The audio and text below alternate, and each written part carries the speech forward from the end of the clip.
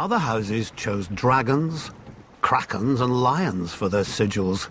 We Tullys took the trout, that most terrifying of fish, especially when it leaps out of the water.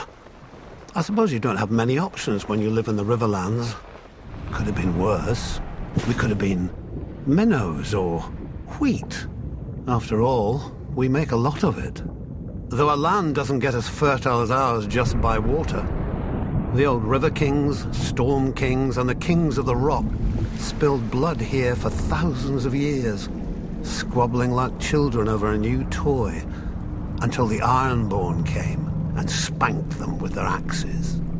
Under Harren the Black, their kingdom stretched all the way to the God's Eye, where they built the largest castle Westeros had ever seen. Maesters teach that Harren was a fool, but he had some sense. If you're going to enslave and torture an entire people, you best have thick walls to hide behind. But the very day the last stone was laid in Harrenhal, Aegon Targaryen landed in Westeros. As soon as he saw Aegon's host on the horizon, my ancestor Edmund led the mass desertion of riverlords to Aegon's side. I doubt Harren even noticed. The problem with huge castles is they blind you to what's outside, both by their size and the arrogance they inspire. Not that the Ironborn ever lacked for that. They take pride in their ignorance of every trapping of civilization, though any baker could have told them that fire turns stone walls into an oven.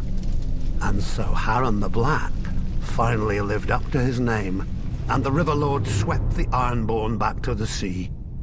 In return for Edmund's service, House Tully was made Aegon's new Lord Paramount of the Trident, and all the other lords had to swear us fealty. But old habits die hard. The Riverlands are, and always have been, the middle child of Westeros, caught up in every fart from one lord at another. My ancestors knew that for the Tullys to survive, alliances must be made. Our trout has swum up so many rivers over the centuries and leapt onto so many plates that it's a wonder half the realm's sigils don't have fins by now. Thus, every Tully child is taught family, duty, honor. The Tully words, and pains in the Tully arse. When I returned from the War of the Ninepenny Kings, people called me Sir Brynden. But my older brother Hoster called me Engaged. A great match with a very rich house, to be sure. But I just fought and killed a great deal of men and had no desire to be told when and whom to marry. I broke ties with him, earning the name Blackfish along with my personal sigil, a much more intimidating black trout. I was too stubborn at the time to realize that while other houses fight with swords, House Tully fights with marriages. Then my niece Catelyn's betrothal to Brandon Stark drew us into the war against the Mad King, while my other niece Lysa's betrothal to Jon Arryn cemented the rebellion. If I'd have obeyed my older brother earlier, we'd have had the largest navy in Westeros with us then as well, and our victory would have been swift. Of course, I never mentioned this fact to my brother. He'd have taken it as an apology.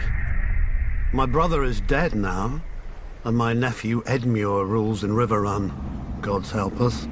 A trout that can't tell the worm from the hook. But he is a Tully, and he is unmarried, and there is a war. We all know how this story ends. Maybe she'll be beautiful.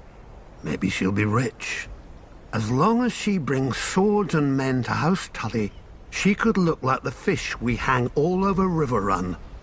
He'll honor his duty to family and swallow it. One blackfish per family can be overlooked.